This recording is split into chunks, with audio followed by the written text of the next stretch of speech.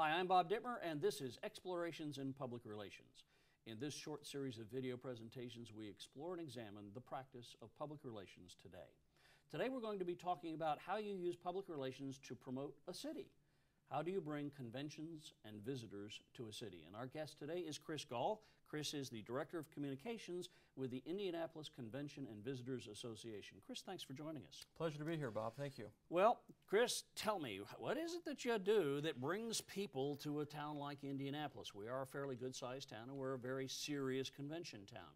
So what do you do? Well, that's a good point. And that's our company. The Indianapolis Convention and Visitors Association is the official sales and marketing arm for the city.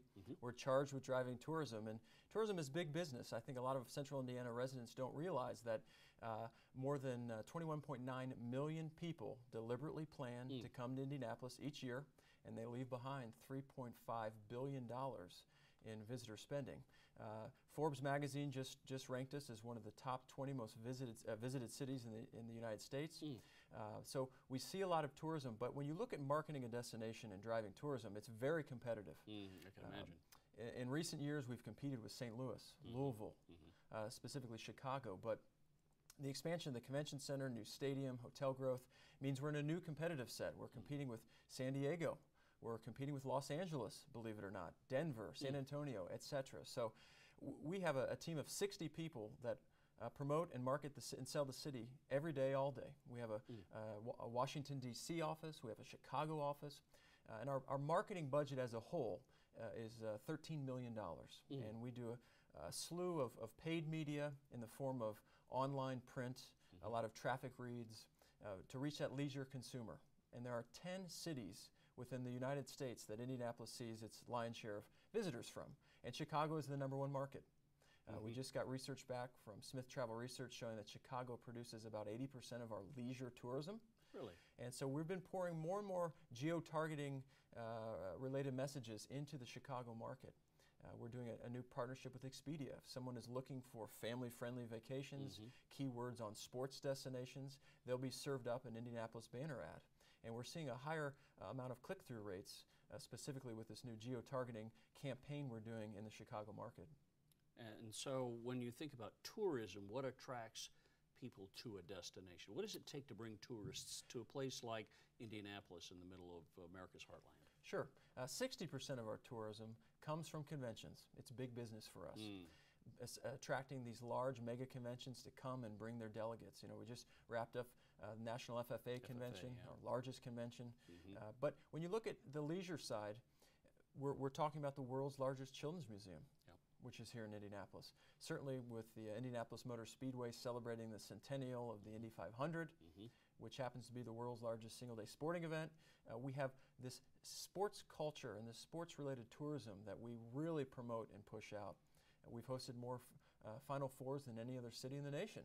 And certainly when you look at major sporting events, we own that niche, we own that market, and we promote to that end user. And so in a sports-mad environment that America is today, Indianapolis seems to be uniquely positioned to attract people to come here. Absolutely. And you know, what's interesting, I think, is, again, back to the competition with these other cities, is we have the oldest sports commission in the nation. The Indiana Sports Corporation, which is charged with finding, attracting, and bringing in sports-related events and organizations. And there are 10 amateur sports organizations who call Indianapolis home. And that translates into tourism by means of having, USA Football just relocated here from Washington, D.C. They bring with them events. They bring with them meetings. So you're generating tourism through your sports-minded culture as a whole. Now, when you think about bringing conventions or trade shows or what have you here, you're not dealing with the tourist now. You're really dealing with the associations or the governing bodies of something. What do you do differently to attract them here than you would, say, for tourists? Good point. And again, to reiterate, we have two target audiences. We have leisure tourists, which we're reaching more direct, and then the meeting planner, the person charged with making a decision on where they're going to bring their convention. Again, very competitive, and so we reach them through we have a couple different tactics. We have a direct sales email that comes from our staff directly into their email box. We've produced sleek videos showcasing aerial footage of the city and what will look like when the convention center opens. and that goes directly into their email box. So it's some direct email campaigns. We attend some of the top trade shows in the world, including Canada and the UK, to meet with and interface with these meeting planners. But at the heart of it, our research shows that there's one way to get to tip and have a meeting planner choose Indianapolis, and that's seeing is believing. And getting them so here. we have a very robust budget to bring in for a site visits, meeting planners, get them out of their New York or their Washington or Chicago offices to the city to physically walk. And what our research finds is the walkability of Indianapolis, having our skywalk system with all of our hotels, and the affordability. We have first-tier amenities, but our research shows that our affordability is such that a meeting planner can't resist putting in and looking at Indianapolis, because in this cost-saving structure of putting together a budget for an annual convention, they need to shave some funds, and certainly Indianapolis proves that affordability. So you really have a kind of an interesting dichotomy. On the tourism side, you're really targeting large bodies of people in specific geographies. And on the convention and trade show side, you're targeting individual meeting planners by name, by face, aren't you? Absolutely. Very interesting. It and is. how does that, do you have to sort of live with some schizophrenia there? Absolutely. We call it the leisure and the group side. Leisure being those top 10 markets and the family-friendly guys get away, gals get away, and penetrating that market through traditional advertising and a lot of earned media.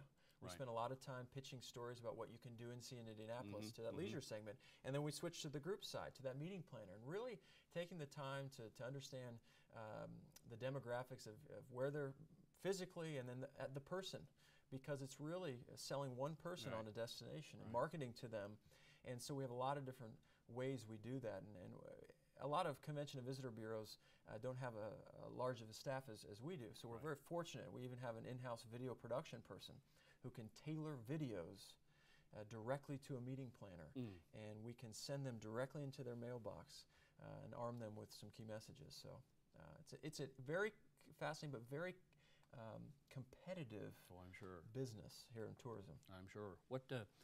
When you think about both of those approaches, how are you using social media? I have to ask that question, of course, because everyone wants to talk about social media. So what are you doing in the social media arena that can help you? Sure. It's a good, certainly we were quick to adopt. In 2006, we were the first convention and visitor bureau in the nation to have a weekly video podcast called Doing Indy. And it shows a potential visitor everything you can do and see in the city. So in 2006, we really launched that social media strategy, but we're actually doing, we're paying bloggers in different demographics, from a mom blogger to a single blogger, the younger demographic blogger. We're even going to get into the GLBT blogger time to really look at how do we meet them in the social media world. But we certainly have our Twitter account lighting up and more than 50,000 Facebook fans. But we're always looking for new and innovative ways to reach the consumer, to reach the possible visitor. But I just challenged our team. We just put together a marketing plan. I said, social media is still, when you look at your marketing wheel, it's a spoke. It's an important spoke, but we have to keep in mind the other tools and the other spokes in our marketing wheel. And I think some of our younger employees are eager to fixate on social media, and rightfully so, and we enjoy their enthusiasm. But at the same time, you have to remember some of those traditional tools and traditional spokes in your marketing plan that will produce and need to run in unison with your social media spoke. But we're also looking at, when a convention comes to town, engaging their social media expert so that we can light up the tweets and the blogs and push out messages that virally. And we're doing a lot of incentives. Win a trip to Indianapolis. If you're a Facebook fan of the Visit Indy page, we're going to give away a free trip to Indy if you answer this question. And we'll see a lot of response that way, and it's eliciting a lot of positive feedback. Have you tried using geolocation yet? Foursquare. Foursquare. We've adopted Foursquare. It's an expensive tactic for a destination to get the badges in place and put that in place. And we're also looking at Scavenger, which has hit our market, and they've aggressively been courting us as it relates to the Indianapolis 500 turning 100 and how we might be able to drive attendance that way. So interesting to see how we can put those in motion. It sounds like an exciting world for you. It is, and but we fight stereotypes. Yeah. And certainly, your viewers and anyone in central Indiana or any destination around the world fight stereotypes. And it's the Indianapolis. Yep. It's Naptown. Naptown, yeah. We're asleep. We're in the shadow of Chicago. But I think what our visitors and potential visitors and potential convention delegates are realizing that there's more than corn in Indiana, and certainly in Indianapolis, when we have $3 billion in new tourism-related infrastructure coming online by the time we host the Super Bowl. Which is? February of 2012. And I got to tell you, from an image development perspective, from fighting that stereotype, being able to say to a visitor or a convention meeting planner, if we're hosting the Super Bowl, chances are you'd like to come see us as well. And that's been a real coup for us walking in and marketing the city.